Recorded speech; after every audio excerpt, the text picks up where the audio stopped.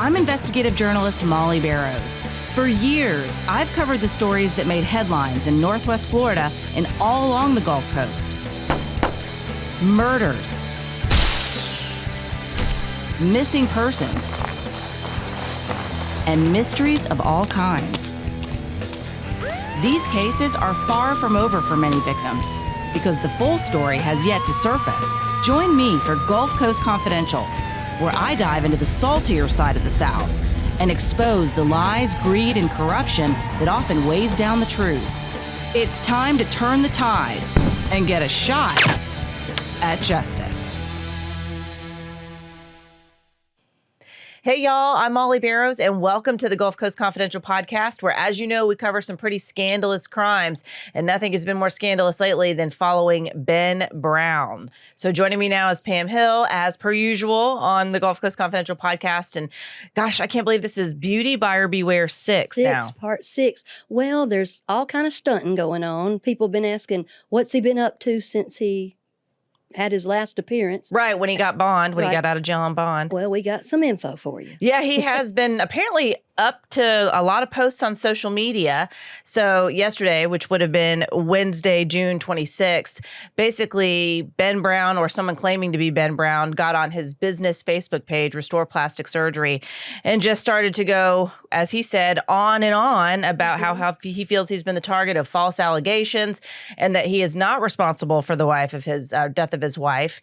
And, you know, he was just arrested like a week and a half ago, Pam, as we talked about in our previous episode, and charged with second-degree felony homicide, manslaughter by culpable negligence in the death of his wife, Hillary Brown. So if you've been following this case or our podcast, and you know we've been following this since last November, and that's when she passed after he performed several surgeries on her in his office, Restore Plastic Surgery in the Tiger Point area of Gulf Breeze, and it's now drawn national attention, and for a lot of good reasons, I would say. Oh, yeah, because it was predictable. It's preventable. It's education. I mean, you can't just become a plastic surgeon. He's not a dummy. It takes 14 years to become a plastic surgeon.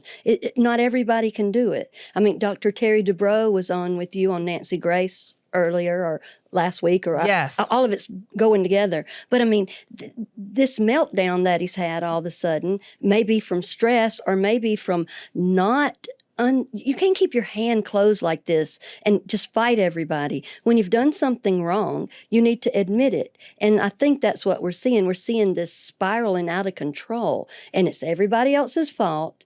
Just reversing victim and offender. Here we go again with all that stuff. Deny, accuse, what have you. And you know that's narcissist stuff going on there. But I mean, there's just so much stuff. But what I want to say just right off the bat is, if he would like to go on and on and on and on, he's welcome to come on Gulf Coast Confidential, and we'll be happy to have a conversation. That's right. We've mentioned that before, and we'll go ahead and say that again. We have invited him numerous times to come on Gulf Coast Confidential, also to respond in the articles that I've done on him in the Pensacola News Journal. And he's never responded to me personally. He's never agreed to give a comment, but he's always responded to his public crisis emergency, public relations, et cetera, et cetera. I'm pretty sure they're having a crisis right now themselves and probably need some ibuprofen or something because all these shenanigans, this meltdown. And that's what, I kind of got upset when he's trying to take offense and shots at you, calling this like an unexplainable tragedy. This is not an unexplainable tragedy.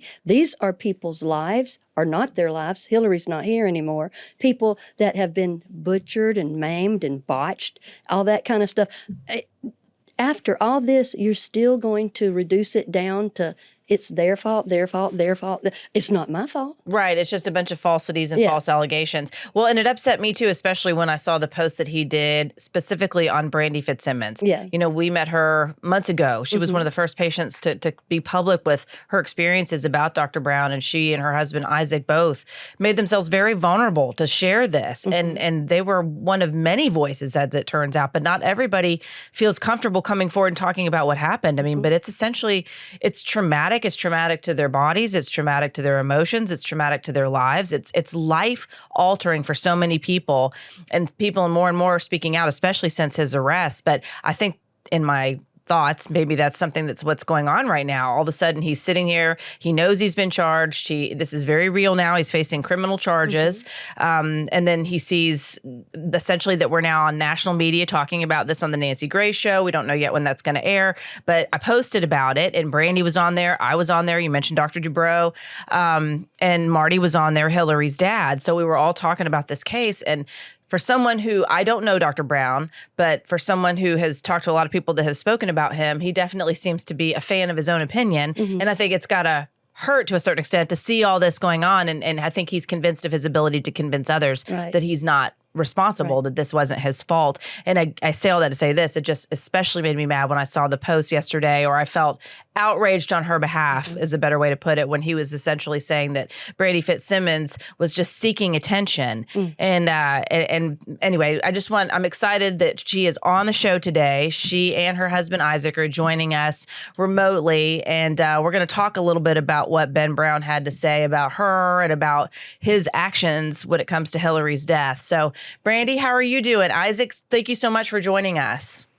We're good. Trying to enjoy a family vacation, but Ben Brown inserts himself again. Yeah, that's exactly right. Well, so tell me about how when you first saw, I know I sent you texts about that his post yesterday, but I think at that point you'd probably already been hearing about it from other people, because when he started posting on Restore Plastic Surgery, it just blew up. His post blew up. I saw like 165 comments.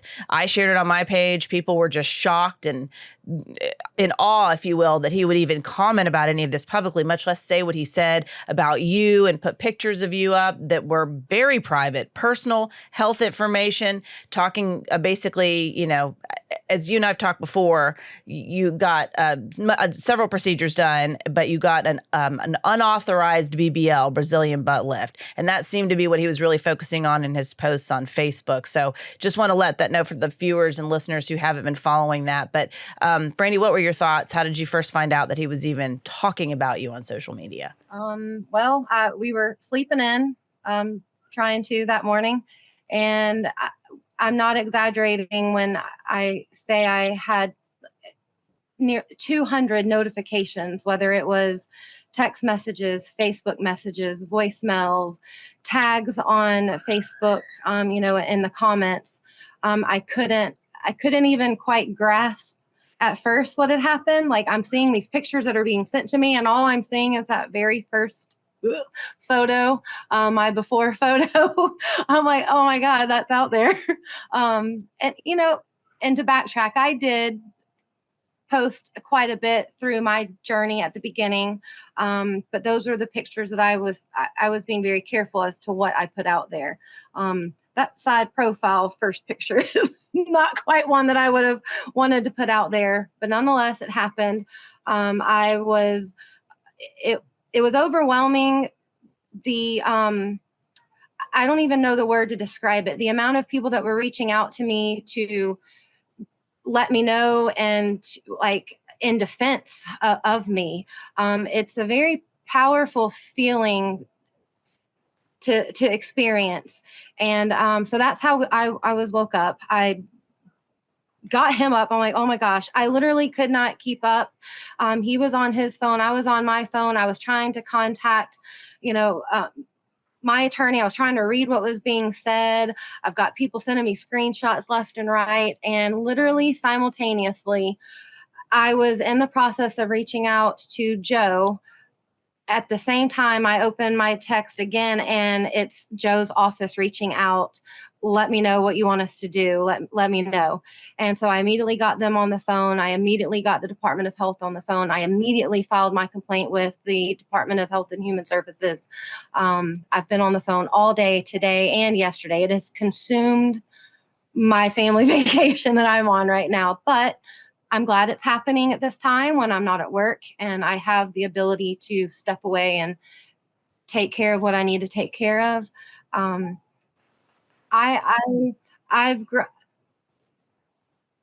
It's not been, no, it's not been easily internally.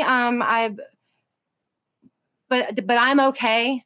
And I'm glad it's happened to me versus someone else who may not have been able to take that kind of publicity and what was being the pictures and, my name and my birthday and everything being out there, and then being called a liar. And I'm like, you first want to go into defense mode, like, but I'm not lying, but I'm like, okay. That's not my job.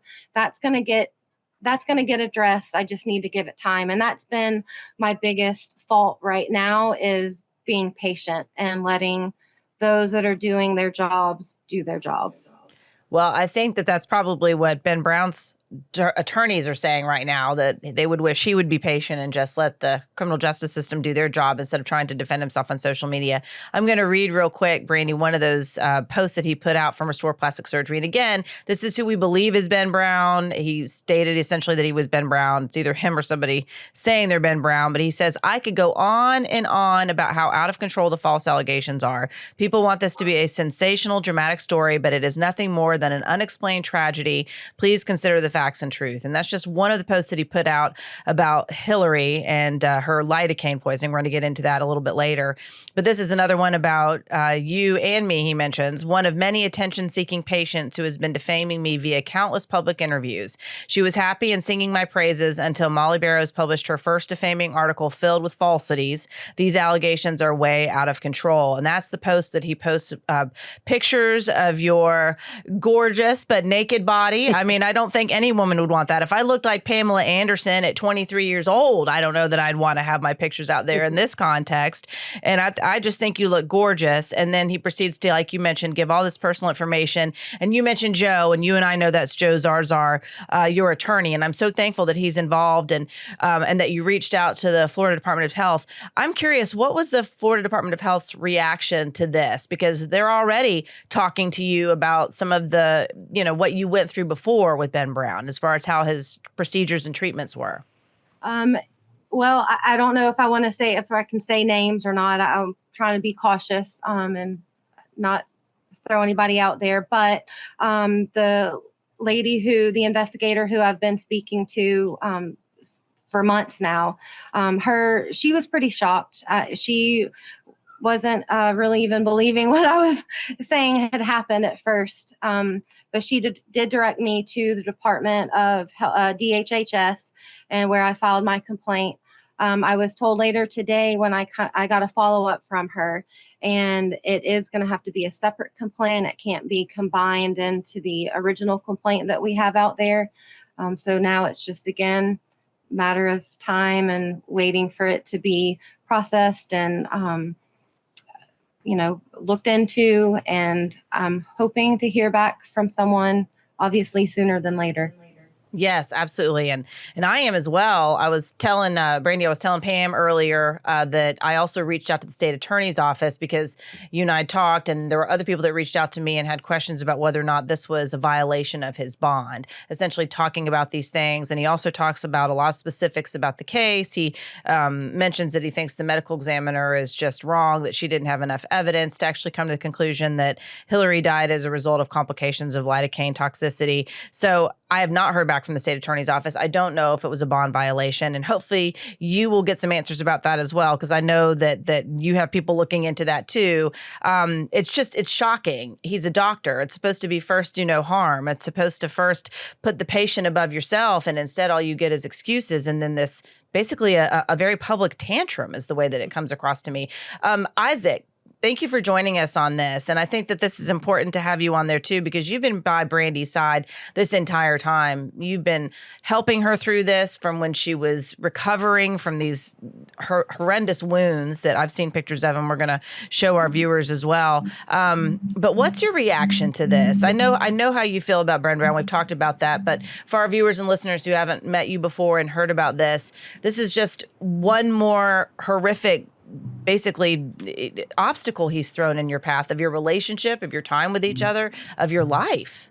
Yeah. I mean, the reaction that I had most was just most anger.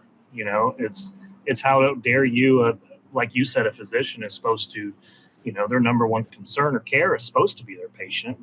How are you going to use pictures that we allowed you to take for marketing purposes to use in retaliation to your patient? Like, that's just, it's wrong. It's unethical. It just, That's what angered me more than anything else. Like we allowed you into our lives. Yes, there are some issues that have come up and arisen, and not necessarily the best work you did, but then you're going to use that to just turn around and retaliate that way. We haven't. We've been very careful about how we have, let information about the surgery and the complications out there. We're not necessarily blasting his name and calling him a liar and calling him names and all that. But then, we can't get the same respect in the matter on the other side. So it's frustrating, but it's upsetting more than anything else that thousands of people have those images on their phones now, because the only way to preserve it was to screenshot it. So my wife's name, her birthday, her pictures, her naked photos are on thousands of people's phones. So that's it doesn't feel good. No, it's shocking, really, and it'll be interesting to see what, if any, kind of penalties or retribution. I won't say retribution, but what sort of punishment, I guess, he faces from the Department of Health. Remedy. It's definitely retaliation. I mean, it's amazing to me that we even have to be discussing this at all. Like, we could say it's a cautionary tale, but why? I mean, you trust your body to your doctor, especially a plastic surgeon. And it makes me so sad that we have to get to this, but perhaps now all the doctors, like the arbitration and the photos and this, that, and the other, he's kind of teaching us, what not to do as a plastic surgeon. Right. And it's interesting. And I did want Brandy at some point to go over a little bit. You've shared videos with me, just that sort of indicate some of the issues that even came up in the Department of Health's report and investigation of him, just not following basic standard medical care, performing procedures and surgeries in his office that really should have been performed in an OR, having trained staff around you, just a whole variety of steps that he should have been taking. And your videos, I want you to walk us through that. But before we get to that, I feel like, too, the way that what we're seeing this side of Ben Brown in these posts is what others have said that they have seen in his office dealing with him when they started to have problems with their body. Because, as there's so many other women that have come forward, and men as well, who said that things were fine. And when they weren't fine, his personality just changed on a dime. He went from charming and we're going to make you look better than you've ever looked. And in some cases, I have talked to patients who said that was the case. They had successful outcomes, or some of both. But that when it went south in a serious way, that basically he just became somebody else entirely, was unconcerned about their pain, in their opinion, didn't seem to care, would even throw tantrums. Jane Hawkins describes him basically having a meltdown to her and saying, it's all falling apart, I can't get it together. And I know you may not have seen that dramatic of a change in him, but do you feel like this is who we're really seeing? Is this the real Ben Brown in some of these posts? Yeah.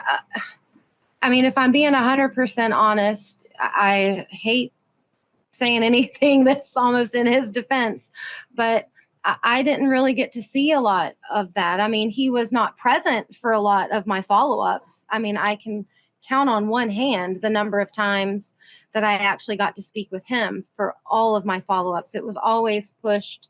And again, I don't want to name names, but it was always pushed to his assistant. So this is all new to me, but I can definitely believe it from everything that past patients have described. I hate it for them. And what I hate most is that the episode yesterday has prevented some women who were maybe on the edge of speaking out and coming forward. It has now terrified them. And I want to encourage those women not to be scared. Like, it is okay. Like, I've had several messages with other ladies, like, I will hold your hand. Like, if you need me to go with you or to be on the phone with you, to reach out to an attorney, to reach out to Molly, to reach out to the Department of Health, like, I'll be there with you. I hope and I pray that he did not deter women from coming forward. And if that was his plan, I can only hope that it does not work. Oh my gosh, that gives me chills, Brandy. And it also tells me just how much people are looking to you to be their voice because you have experienced it and you have been brave enough to put yourself out there. And I thought you gave just a beautiful reply on my post about sharing some screenshots that I had taken of his bizarre ranting posts, if you will. But you basically said, you know what? I'm glad he said this. I can take it. I want to be that person that basically speaks up about this. And if this is what it takes to do it, then I will. And I'm paraphrasing, but it breaks my heart that this might discourage other people from coming forward and telling their stories because it is about healing, not just physically, but about being heard if what he has done to you. But I think that's wonderful that she's doing that, Pam. Oh, me too. Advocacy, we've talked about this before. Women are great at coming together. And for when we see another woman hurting and the coming together or the advocacy, if you're doing anything out of love or purpose or for goodness or right, you can do it forever. Now, if you're doing it to retaliate or to get back at someone or to make someone feel less than, you can't do that very long because it spins out of control. I mean, what we're looking at right now is someone that just made all the points everybody in the world has just said. Right. I mean, thank you for proving the points. And what I just don't understand for the life of me, it's like he's like a worm on a hook, and there you are. And the more you wiggle and shake, your insides get cut out. I do not wish Ben Brown any ill will. None of us do. But the thing is that he has to take responsibility for Hillary and for all the ladies and men that have had these botched surgeries. You cannot treat people like they don't matter. Just because you said it or barked it or ranted about it or went on and on and on, a meltdown, that does not make it true. It almost makes it untrue because you've lost your damn mind. I know, it does seem that way. Well, Brandy, any next steps for you right now? You're just going to take a wait and see approach? Yes, I'm waiting for some calls back. I know Joe is on a couple things. I know he posted a video today, basically a stay tuned video. He's going to have a longer video, I guess, with more explanations tomorrow. So I'm anxious to see that. And even that in itself is overwhelming when you think about the support you have from someone who has your back. And talk about me having a voice. I don't have a voice.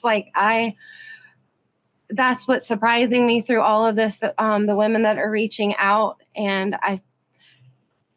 I wish I could do more. And poor Hillary, she's not even here to defend herself with all the stuff that he was posting yesterday. You know, that I'm just kind of at a loss of words. One, with what happened, and then even today, I know Joe is on it, but the difficulties and the dead ends that I've hit today and yesterday, being on the phone and leaving voicemails, it shouldn't be this hard to file a complaint. And get straightforward answers. I've been doing circles, and it's been very frustrating to not get straightforward answers and get any guidance. I mean, I'm reaching out to the experts and I'm not getting answers. So right now, all my faith is in is in Joe right now. Absolutely. I know. And that's wonderful. And it's so great that we have that as an option, personal injury attorneys, but it shouldn't be this way in the state of Florida. It shouldn't be that we can't trust our own Department of Health to take a complaint and get it investigated thoroughly, because as we know, so many people have stepped forward before and filed complaints and felt ignored, or because the process was just so difficult they couldn't get through. And I think Brandy's kind of experienced some of that again today. Right. And in fact, go ahead. I was just saying, literally, I was told by a secretary of today that there is no way that this would be investigated because it could possibly someone posing as Ben Brown on his PC. That I would have better chances of having an investigation into the HIPAA violation had it basically been hearsay. Had I had a friend come to me and said, "Oh, girl, I talked to Ben Brown and he was showing me pictures and showing me everything that was posted yesterday," I would have had a better case and more likely of an investigation to be had versus the pictures and screenshots that we had coming from his business page and using I in his posts. That is madness to me. How are you going to sit here and take a friend of mine, my word, her word, and you're just going to talk to her and take her hearsay, but you can't take screenshots of something and investigate whose IP address it came from because someone could be at his house and logged into his computer? It does not make sense. No, and if how could a stranger have access to your personal health information? Yeah. That seems to be a whole nother issue. Well, if that's the case, then he's doubled in trouble because HIPAA, I mean, like I can only talk about the pharmacy. When we have your pharmacy information, we have to put it in a certain box that has to be taped up, that has to go to a certain facility to be taped. HIPAA is a big deal. But what's a bigger deal than this is, honey, don't take advice from a secretary. You got an attorney, you got an investigative reporter here, and you've got the rest of us behind you. People do that. That's just the devil jumping in there, trying to complicate things and stuff. This is ridiculous, and it will be investigated. So just put that out of your head, honey. Yeah. Isaac, you started to jump in there and say something. What are your thoughts on that? Oh, I don't remember the specific thought I had. No, there's so much. Listen, I get to feel the same way about all this. But you've been so supportive of Brandy too, and that's y'all had just been married when kind of things went south with her follow up. But I mean, at first it was like this: y'all had a big trip planned. You were going to go in there and have some procedures done, and it was just going to be this big celebration of a new beginning in your relationship and a new beginning in a lot of ways. And then it became, you certainly have bonded. I will say that over this experience. This is the kind of thing that will make you and break you as a couple, and it seems like it's made y'all. Oh, you answer. It seems like, yes, it made us closer. Did it make you closer? We have gone through a lot together with this. That is for sure. And you go through things together, and it makes you a stronger couple. I think we're fortunate in that. And you're a great cameraman too, apparently, because I saw some of these videos, as horrific as the experience that Brandy was going through. Maybe we can talk a little bit about that now, but thankfully you were there and you got video, which honestly is another sort of thing that's like surprising that they would let you, the husband, a person who is not a trained medical professional, be right there in the room when she's basically getting cut open in his office. Is that what I'm seeing? That's exactly what you're seeing. I mean, the very first time it was, it was more her. She likes watching the medical videos and everything. And, when she's not going to be able to see it. So it was, she asked me, hey, can you just record it so I can watch it later? I'm like, yeah, okay. Sure. But we weren't expecting in that very first appointment that, with no sanitation or anything, he was just going to throw on a pair of medical gloves and start slicing open. And so at that point I was like, oh, phone, here we go. At that point we weren't taking videos because of, we're not sure what's going on here. It was just more of for our own, documentation. Yeah. And then later on, as it kept going, I was like, I'm just going to keep recording more and more things. And they never said anything about it. They never worried about it. I think maybe it's speculation, but I think maybe it had to do from an ego thing. Like, I know what I'm doing everything right. But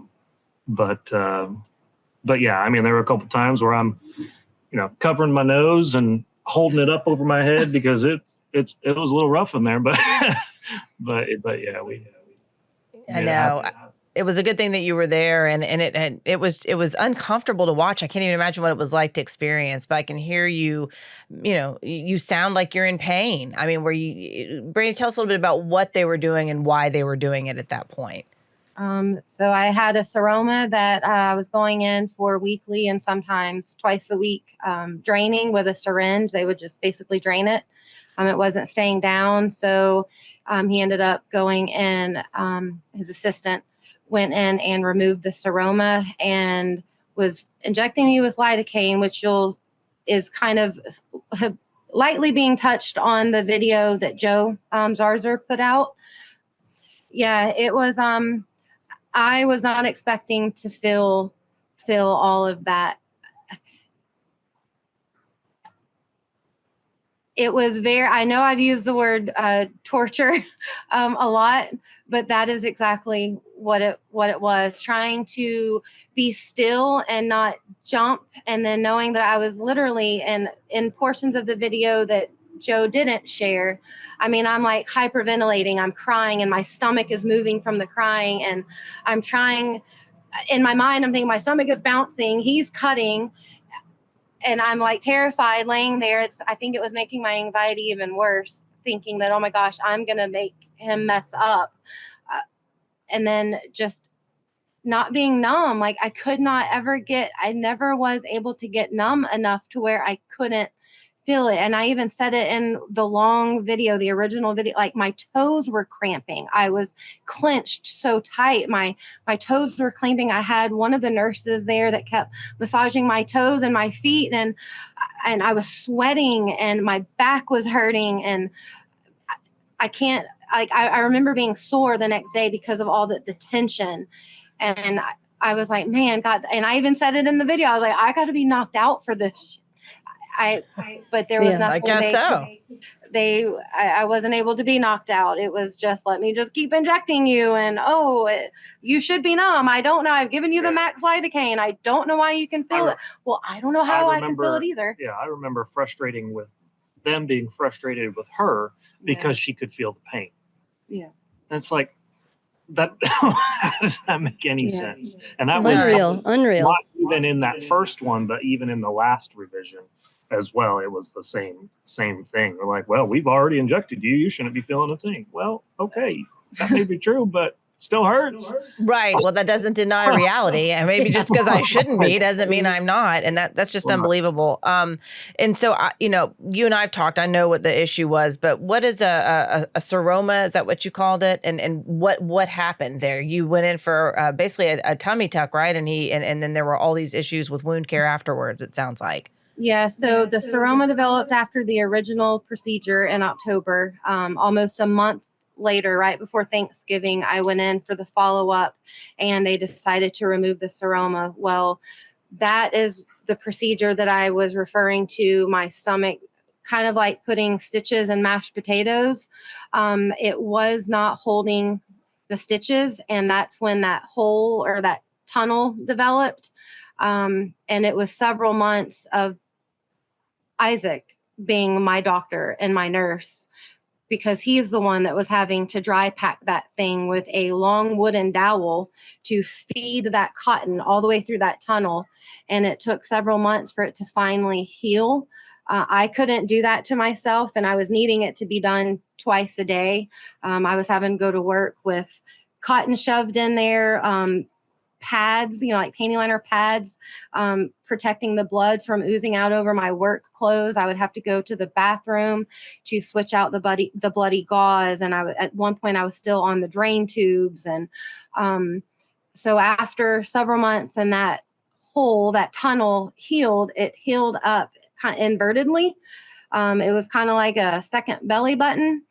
And that made it to where they had to go in again and cut out that large chunk, which would now be my third procedure. And there's another video that that Isaac recorded the full procedure on, that has Ben Brown doing primarily the most of the work. And at that point, though, because I had reacted so poorly to the lidocaine from the first revision, I was very heavily sedated, but completely awake. I was not hooked up to any kind of monitors, no IV. At one point in the video, Ben Brown is conducting the procedure on me alone. There's no one else in there. Had something happened to me the same manner in which it happened to Hillary, there was no one else in there except Isaac recording it. And then, of course, a follow-up to that same procedure, the assistant comes in and he's unmasked, not properly scrubbed, scruffy beard hanging right over my stomach is just flapped open. It was just careless. I wasn't in so much pain during that one, but I think that final procedure where they went in and dug that deep, healed up, inverted hole in my stomach, I've got zero feeling. I mean, I know that numbness is common with tummy tucks, but I have absolute loss of feeling. I can't, I could have another procedure below my belly button and you wouldn't have to probably give me anything because I can't feel a single thing. Nothing. I can't feel I can't feel his touch. I can't feel if I'm tucking in my shirt properly. Nothing. I can't feel anything. And that's not at all what you were expecting or what you thought was going to happen when you went in for this. What would be a very exciting time for a lot of women. I know a lot of women that would love to have those procedures done when they're done properly and when they have great outcomes. I mean, that's the last thing that I imagine you expected or wanted. Yeah, I mean, and people have asked me, girl, do you regret it? And that was a lot of my hesitation to even put it out there that I was having the complications and kind of speak more poorly against Ben Brown was because my pride, I think, was getting the best of me. And I didn't want other people to be able to say, I told you so. All the ones that tried to say, I shouldn't get it. I didn't want them to be right. I wanted to walk away from this loving it. And the truth is, I don't regret the surgery. I wish I would have had it done properly. I know with my clothes on right now, I look better than what I did before. However, I cover my body more now than I did before. So I definitely didn't have as botched of a procedure as other patients have had because I'm able to cover it with clothing, and I'm still able to do my normal day-to-day things. But I definitely wish I would have had a different doctor or maybe the Ben Brown prior to 4 to 5 years ago, because again, I hate to say anything in defense of him, but there was a point where I do believe he was an excellent surgeon because I have friends that used him and they look amazing and had wonderful things to say. And that part does sadden me that something happened with him, that something switched and he went from being this respected surgeon to, goodness, the countless complaints now that he has. Is disappointing.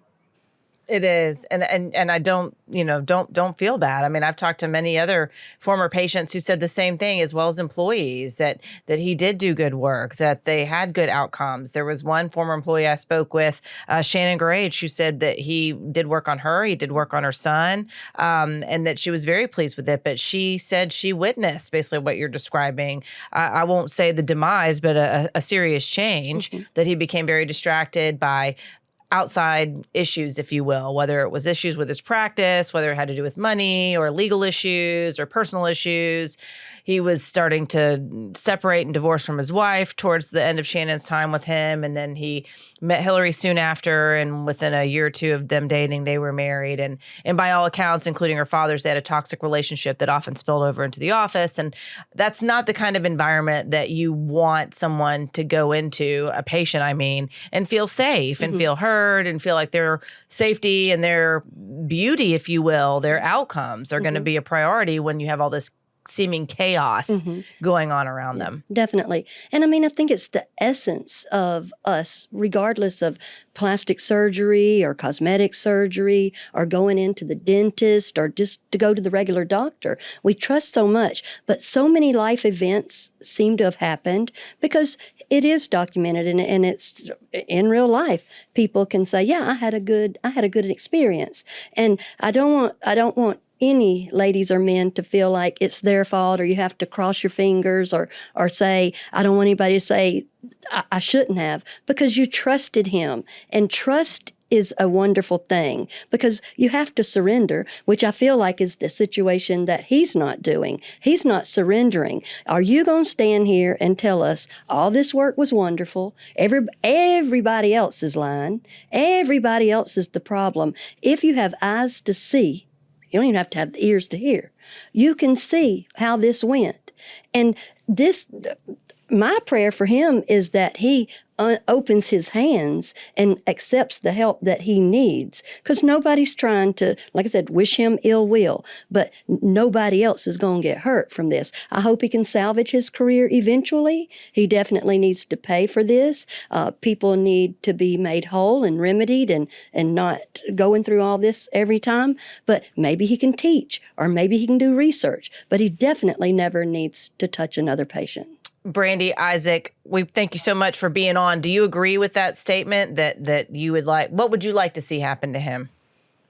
He needs to be in jail. He really does. And beyond that, I do think he needs help. Yesterday's madness proved that. And like Pam was saying, someone said to me today, they're like, I am so sorry this happened to you. And my response to her was, you know what? I don't want anybody feeling sorry for me. That was my choice to get that procedure done. It's not my fault that I had the complications, but I don't want anybody feeling sorry for me. I want him to be sorry. I want him to get the help that he needs, I believe, and for him to realize what he's done and own up to it. Be a man and own up to it. Like, that's what I want to see out of it. I think from the beginning of these past few weeks, the message we've wanted to get out there is not necessarily just with Ben Brown and the women that have been affected by him, but it's to let everybody know that these things can happen, so they can be aware and know what to watch out for. Because a lot of it is just ignorance on our part. Is we were just trusting, but a thing that I was always told growing up is trust, but verify. And I think a lot of ladies, a lot of men who are having these procedures done, you trust your doctor, do your research, but it is okay to get that second opinion to verify what you're being told. Right. Make sure they're taking and keeping proper records. Make sure that they're performing procedures on you in an appropriate setting with appropriate trained people around you. And I think those are some basics that anyone would expect to be able to trust their doctor for. Sound like a given to me, though. We shouldn't have to ask for that, especially when you say I'm the best of the Bay. Right. When all you the got time. all that going on. I mean, what else do I need to look at? I know. Well, we'll see what happens next. His court hearing is coming up. His arraignment's going to be July 11th at 9 a.m. And so we'll see how his criminal proceedings progress. And then we're also waiting to hear from the Department of Health on the administrative hearing. I don't know if that's been held yet. They said, and that goes back to the Department of Health's report, basically putting an emergency restriction on his ability to practice medicine, saying he can't do it except in a state licensed facility under a state licensed physician supervision. And then they asked the Board of Medicine to penalize him, and they have all these options, including revoking his license. Well, it's like as severe as revoking his license all the way down to like going to a conference or something taking like CE, continuing education. Right. The same as community service is what it sounds like. Yeah. Well, I mean, like we're watching you. Right. So civilly and criminally, he's got a lot on his plate. So we have a lot to watch about him as well. Right. I mean, we're watching him. I ain't watching you. Yeah, I know. Exactly. Well, Brandy, Isaac, I thank you guys so much for coming on and taking time out of your vacation and sharing your story. And I know that we'll be in touch and we can follow up, but I just wish you guys the best. And any final comments before we take off? No, just keep doing your thing. It's a lot of this is rolling out because of you and Jessica Jones. God love both of you. So... Well, thank you. All right. Well, I will look forward to talking to you soon. Enjoy the rest of your vacation. Bye. Thank you. Well, it was so great talking to them, and I appreciate them coming on and sharing their stories. And just watching those videos is so uncomfortable. And then to be in the process of healing physically still and just trying to overcome coming public with what happened to you and being a part of this nationwide story. And then you have this happen with these texts. Well, it's just I'm sorry, with these posts. Right. It's just this odd behavior that's off the wall that other people somebody would be taking them to the doctor or their contemporaries or their colleagues or their peers. He doesn't listen to anybody. I want him to listen to people that are giving him feedback. If you can't take feedback, you might as well just cut through everything like the Tasmanian devil, and everything's going to end up for crap like it is right now. But so this behavior, this flim flam rim and the shell game, and you're lying and I'm lying and that's somebody else on my computer or whatever, that is just BS. I don't understand why any of that's even getting any kind of credence to it. But that's not going to work. But it's what's being floated out here. That is why people get upset, and give up sometimes when they're putting in a complaint. You put in a complaint, let's just don't even say the Department of Health. Let's just say the Dillards, or as I call it, Gafers, over there. You put in a complaint. A corporation. A corporation, right. But you put it in there, and nobody runs it up to corporate or even to the ladies or men upstairs and go, hey, we got somebody in the shoe department mad or upset, throwing shoes, whatever. They're not just going to go, okay, well, whatever. It's just so silly. And you get some sort of feedback from the people, and they go, Mr. Blue Suits will be down in a minute to deal with you, okay? So, it's just ridiculous. And this is health care. This is people's bodies that are being cut on. And you don't go through, anybody that goes through life unchecked, that is awful. Because the feedback from his patients, the feedback from his employees, he couldn't even hear it. He can't hear it right now. Why people are going, stop doing this ridiculous stuff. But, so many of the things that Brandy mentioned were in that Department of Health report. So here's part of it right here. This is his order of emergency restriction of license. And they talk about in this report, as well as the administrative hearing requesting that the Board of Medicine penalize him for violating a number of state statutes based on what's in this report. They talked about the lack of record keeping, the inconsistencies, the omissions. They also talked about, that they didn't do an inspection of his office because it was level 1. You're not supposed to be doing the kind of procedures there that he was performing, essentially. So there's a lot of information in here that I felt like was consistent with what she was saying. And it, based on the initials, it sounds like a lot of it's based on her accounts, as well as Jane Hawkins as well. But, going back to the unauthorized procedures, the doing procedures that they did not consent to, both Brandy and Jane and other people that I've talked to, former patients, say that he did perform procedures on them that they did not consent to. And with Jane and Brandy in particular, they're mentioned in the FDOH report that there were these unauthorized Brazilian butt lifts. And it's interesting to me that you have stumbled on Ben Brown, the author, even addressing the very concept of consent. And it's, again, in light of these posts, it's even more interesting to hear about this book and how he said he was inspired to write it. Right, yes. And this was back in 2009.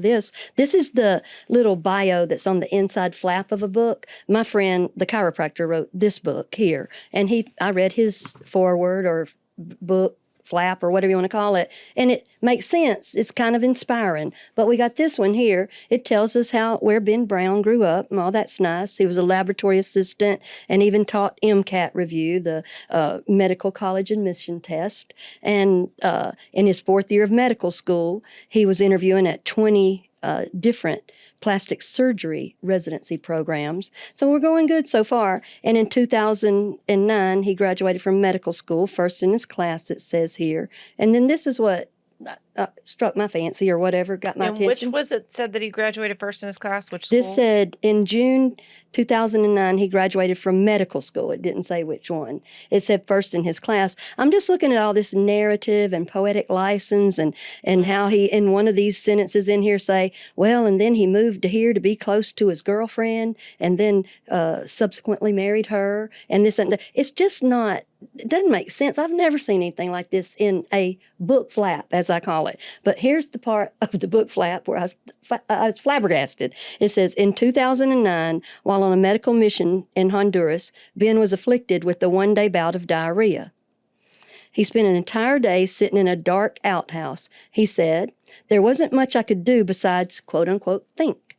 And that is where his book, Informed Consent, was born. These are their words, in an not outhouse. Mine. In an outhouse, in the dark, and the topic of the book is informed consent. It's just so strange. Like to It's think just that that's unreal. appropriate to share, that Mhm. people would be interested in that Right. level of detail of your Right. inspiration. Well, and also, where did I put that? Oh, this right here. This red marker, this man and this red marker. Some of those pictures, you're right. He's Yeah. not afraid to use the red marker. In these posts he did. Yeah, makes a heart around a breast and draws it here on his deceased wife. Right. Pictures and saying, I'm bereft. But then what we got yesterday was a lot of little red arrows. And I said, I looked at that and I thought, I'm kind of bored by PowerPoints anyway. But I mean, these are the red things down notating Hillary's toxicology report and this, that, and the other, which this is terrible for him to put out on the internet. Right, and we hadn't talked about that yet. We talked about the post that he, in the comments that he made about Brandy and myself, and just the, basically saying that it was an unexplainable tragedy and false allegations. But when he was talking about the unexplainable tragedy, he did give detailed reports, including what he claims to be Hillary's toxicology report, as well as information about lidocaine in general. And he really just seems to be trying to build his own defense, trying to say it's this level that causes poison, not this level, and she didn't have this level. I mean, that's what I took out of it. Clearly, I'm not a doctor, but he was taking us all to school in these posts. I ain't no doctor, but I am a pharmacist, and my advice to him is hush. Right. I'm not his lawyer or nothing, but you hush. Getting out this red pen right here and acting like you're going to take us all to school, you still do not have it in your head that you are the one that has brought all this on. Sit down. Get some help, maybe for grief, trauma, loss, whatever. There's nothing wrong with that. But quit trying to gaslight everybody else in the whole world and take us to school all the time with a bunch of lies. I know. It just makes me mad. Sorry. Well, it just seems very out of touch, to say the least. It does. Well, Pam, I appreciate you joining us for this show today. Obviously, we are going to continue to follow Dr. Ben Brown and see what happens for the next episode. Who knows when that'll be, but I'm pretty sure it'll be in red. Yeah, absolutely. And again, like mentioned earlier, July 11th is when he's going to have his arraignment. We're going to be there and we'll let you know what happens. And we will continue to follow the story of Dr. Ben Brown. Thank you so much for joining us on this episode of Gulf Coast Confidential. I'm your host, writer, and producer, Molly Barrows, with co-host and researcher, Pam Hill. And a big thanks, very big thanks, to our director, editor, and production engineer, James Roy, who drops whatever he's doing to help us get the latest episodes out. Always. And you can always listen to more of our Gulf Coast Confidential conversations wherever you listen to your favorite podcast. And you can also watch on the Gulf Coast Confidential YouTube channel. Just don't forget to like and subscribe, please. All right, we'll see you next time.